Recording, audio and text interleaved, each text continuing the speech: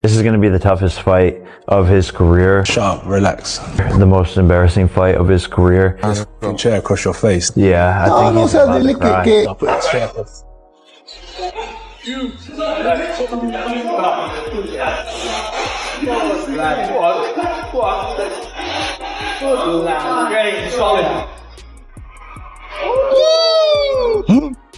Good body head. Good, and again. You look forward to facing off with Joshua. To break down the face-off, what do you think about his size? What, did you say anything? Did he say anything? No, we didn't say anything, but he looks intense, focused, locked in. He's obviously very, very tall. Looking up, my tallest opponent. My eyes are at his, chest level. But yeah, he's locked in. I'm locked in. I don't think there's fear in his eyes or in my eyes. Yeah, Jake, tell us the difference between your face-off with Gervonta, where you're a head taller looking down, and now looking up at Joshua. No, it's surreal. All of it is very, very funny. And my neck started to hurt after looking up for a little bit. But this is what we signed up for, and he's very tall, but inside Jake Paul's camp right now, everything feels entirely transformed because this isn't preparation for another YouTuber or an ex-MMA fighter.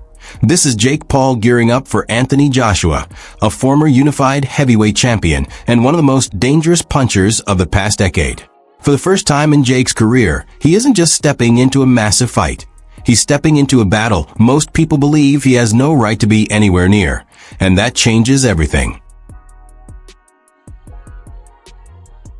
I don't know what he thinks, but what he does do is he markets himself in the space that he operates in. I don't get this Jake Paul or Logan Paul phenomenon, but I'm not the audience. It doesn't matter what I get. The opportunity for Netflix is that it's a drive to subscribe. They'll pay $100 million, and the wraparound fees that come from sponsorship and the event attendance. We saw that $20 million was generated in gate receipts for the Mike Tyson versus Jake Paul fight. So we know this is $160 million fight. We know that it makes sense to Netflix to do it because in the last fight that they had with Mike Tyson and Jake Paul, they developed 2 million new subscribers. The average lifetime value of a subscriber is $900. So if you look at that and say they're going to generate $2 billion in potential increased revenues as a result of paying these fighters 100 million quid, you can see the metrics of it. They're also retaining their base. They're also moving content into a different space, which is sport. So it all makes sense. It's like the mobile phone industry I knew very well used to sell phones for nothing so people could get the airtime, and the airtime was where the money is. The content delivery is where the subscribers go to, and then they pay their subscription. So we all understand the model. As far as the fight is concerned, well, no, don't be silly. I mean, Anthony Joshua can go in his nightgown and beat Jake Paul. The issue is, does he hurt Jake Paul? How curated it is? I debated it with boxers, with Paul Smith and Duke McKenzie and Spencer, about would Joshua go in there with a mindset, which is he knows he doesn't have to get out of second gear, so he doesn't have to do to Jake Paul what people fear he might do, which is knock him into the next life. But he's not a punchback, Jake Paul. Yeah, at this level is. Well, he beat, albeit an aged Mike Tyson, he beat Julio Cesar Chavez Jr. Mike Tyson, when we went out there to do that fight, and Simon gave me a lot of stick for it because I was saying Mike Tyson was actually going to put an end to this Jake Paul phenomenon that was going on. And when Mike Tyson got out the car, when we hit Texas, he climbed out the car and he could barely walk, Jim. He struggled to get up the stairs. I knew that I was in trouble for making those comments. I knew that. I sold the fight and I shouldn't have sold the fight. But this one, Anthony Joshua needs to keep his career alive. And by doing that, he has to get rid of Jake Paul very, very early. What do you say to the people who say Anthony is ruining his legacy just by taking this fight? Fans don't respect what he's done in the sport already. He's an Olympic gold medalist, 2-time unified heavyweight champion of the world. I sort of sympathize with him because I feel like if he doesn't beat him quicker than he beat Francis, people are just going to write it off. I'll ask you bluntly, have there been any discussions about there's an agreement, there's a secret contract? Have any of those discussions happened regarding this fight? It's an 8-round professional fight. AJ wouldn't have taken it if that was the stance it had to be, if it was an exhibition, if it was you've got to hold him up for 8 rounds. It wouldn't suit Anthony Joshua. Anthony Joshua is going in there to knock out Jake Paul. But if I can beat Jake Paul, then excuse my French, what the fuck is Anthony Joshua going to do to Jake Paul? I think my dad said that AJ could beat him with his prick, and I completely will back that up. Even if AJ had a broken arm in there, it still wouldn't go past a minute. To be quite honest with you, and as a safety aspect, there's no way that fight can go ahead. At the end of the day, my God, how good does it make me look? He gets beat by Jake Paul. Well, that automatically makes me 2-time heavyweight champion of the world, doesn't it? There's no proper way. I've got to laugh about it. How are we even talking about this? He got his nut boxed off by me a little over 2 years ago. And now all of a sudden, he's talking about fighting Anthony Joshua. It's like, come on. Like, you can't be serious. He can't beat me. I'm not Anthony Joshua, am I? So it's just ludicrous. It really is. The truth. He had a past of many arrests and accusations, but everyone has a past. We accepted that. But when you bring the past into the presence with domestic violence, you are out. Period. The reality is Gervonta fumbled the biggest bag of his career and ruined a relationship with the biggest streaming platform in the world. Make no mistake, this is the biggest fight of my career. I'm walking into the lion's den. I'm doing something that no one else has ever done before. I, AJvsPaul, will knock out, defeat, and embarrass Anthony Joshua Friday, December 19th, live. It means the work happening behind closed doors has shifted into a version of training we've never witnessed from him before. Jake and his team understand that size won't save him against someone like AJ. Jake can't freeze, he can't wait, and he can't rely on opportunities that aren't going to appear. So he's sharpening the tools that genuinely matter against a towering elite heavyweight. Non-stop foot feints to keep AJ from planting his base and finding comfort. Questions for Joshua. Oscar De La Hoya, Nate Diaz, and Tyson Fury all said that Jake is going to knock you out. Would you be willing to take the bet with Tyson Fury that's saying that Jake is going to beat you?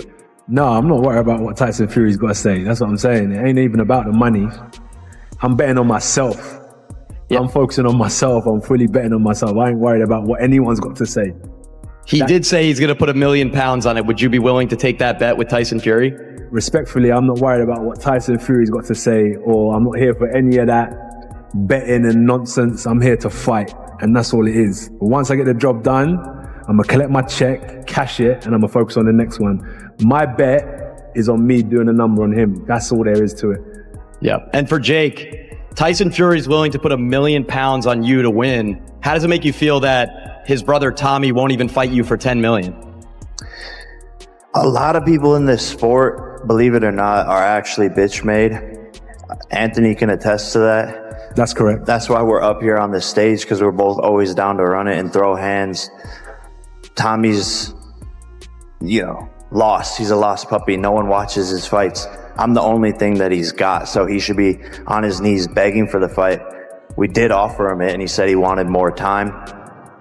So we tried. We've been trying. Same with KSI. These guys just don't want to step up to the plate. I'm not afraid of anyone or anything, so I'll go to the bigger challenge, a bigger fight, and do bigger things with Joshua, and that's why we're here today. There's been some talk about possibly Joshua using Jake Paul as a tune-up to fight you. What are your thoughts on that? I don't know about tune-up. I think Jake Paul knocks him out. Seriously? Yeah. Why so? What impresses you about Jake Paul? I just think Jake Paul would knock AJ out. I think AJ's a spent force, and I think Jake Paul's on the rise. And I like his new heavyweight look. A bit chubby, bit bulky. Wanted to give a little opinion on everything I've been seeing on social media lately. Jake Paul versus Anthony Joshua. Just wanted to come in here and remind everybody that bum couldn't beat me when I basically had a broken hand. I had one hand and he still lost. Jake Paul, I'm still your daddy, and everybody weighing this fight up, don't bother, because he ain't worth a shilling. And the loss will always be there, Mr. Paul. Take it easy and have a good day. Jake Paul, Anthony Joshua, 50-50 fight. What do you make of that? Yeah, I just said in another interview, great if it is. I mean, if it is, then you've got no problem seeing it. But when AJ, I mean, decapitate's a strong word, but when he renders Jake Paul unconscious like he did to Francis Ngannou, don't then say, oh well, it was Jake Paul. Do you know what I mean? I mean, when AJ beat Francis Ngannou, Ngannou just had a fight that could have gone either way with Tyson Fury. Then AJ poleaxed him, and everyone just said he's just an MMA fighter. Do you know what I mean? Jake Paul's not Francis Ngannou. But as I said before, if you want to see Jake Paul exit the boxing world, make the fight. He's drilling level changes to mask that right hand, and more importantly, perfecting the skill of sliding off the center line every time Joshua fires that vicious jab. His coaches are putting him under intense pressure in sparring, bringing in heavyweight partners who are bigger, stronger, and longer to force him to adjust instantly. They want him confident moving backward and unshaken when he's hit, because Jake understands he will get hit. And the very first clean blow Joshua lands will reveal whether Jake truly belongs in that ring. I get it, right? If someone knocks on your door and says, do you want to fight Jake Paul for 100 million, you're like, you'd be stupid to say no. No, I don't want that 100 million for what would be and will be and should be easy work for AJ. Like, well, why are you going to turn down 100 million? AJ should and could, more should, knock out Jake Paul in a round. Like, if Jake Paul was over here fighting under our British Boxing Board of Control, I don't think it would be a Southern Area Cruiserweight champion.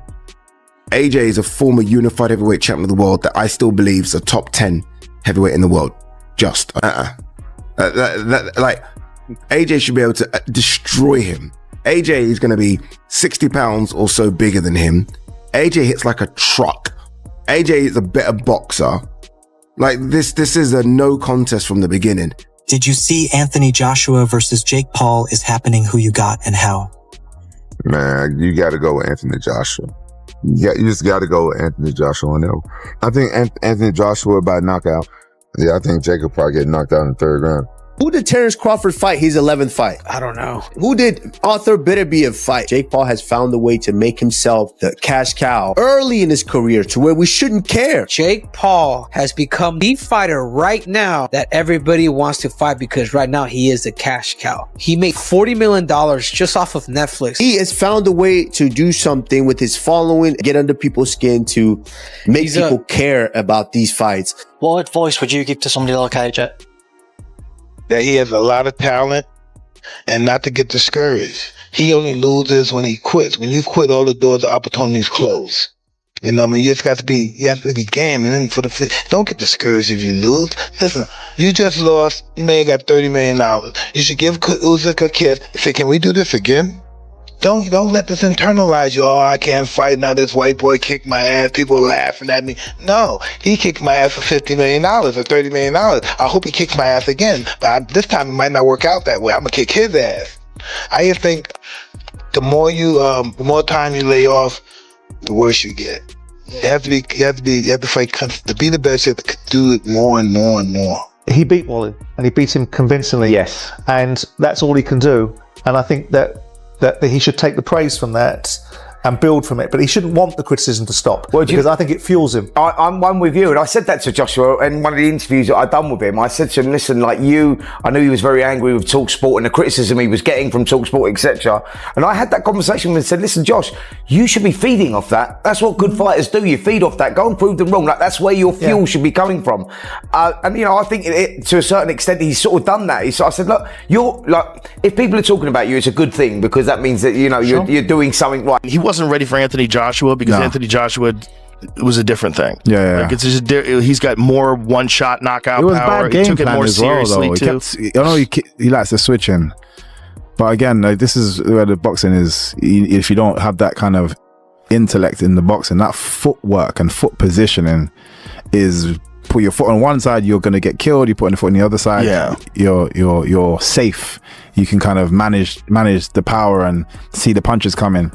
But he kept switching stances, but just leaving himself in just the wrong positions. Yeah, he wasn't ready. Wasn't for a guy like Joshua. Wasn't ready. There was a lot of hype off the Fury fight. Also, Joshua got to watch him box in the Fury fight, see some patterns. Fury, I think, probably took him lightly. Yes, I think so. He's one of the greatest of all time. This guy's never had a boxing match. At the beginning of the fight, he's like, time to go to school. Like, oh, really? They're talking right now about doing Anthony Joshua, Jake Paul. What? Jake Paul apparently wants that fight. And he agreed to, I think it was 99% to 1, where Joshua gets 99% of the money and he gets 1%. Inside camp, they're shaping Jake to do the one thing critics are convinced he cannot do: drag Anthony Joshua into deep waters. Jake knows AJ carries a historic vulnerability. The longer the fight stretches, the more Joshua's engine slows. And if Jake can weather the early assault, dull AJ's power with smart clinching, sap the pace, and make him work when he least wants to, then suddenly this matchup transforms into something entirely different.